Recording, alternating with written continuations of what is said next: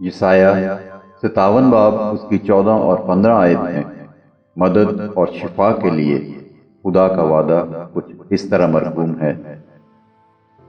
تب یوں کہا جائے گا کہ راہ اونچی کرو، اونچی کرو، ہموار کرو، میرے لوگوں کے راستہ سے ٹھوکر کا باعث دور کرو، کیونکہ وہ جو عالی اور بلند ہے اور ابدالآباد تک قائم ہے، جس کا نام قدوس ہے، یوں فرماتا ہے کہ میں بلند اور مقدس مقام میں رہتا ہوں، اور اس کے ساتھ بھی جو شکستہ دل اور فروتن ہے، تاکہ فروتنوں کی روح کو زندہ کروں اور شکستہ دلوں کو حیات بخشوں۔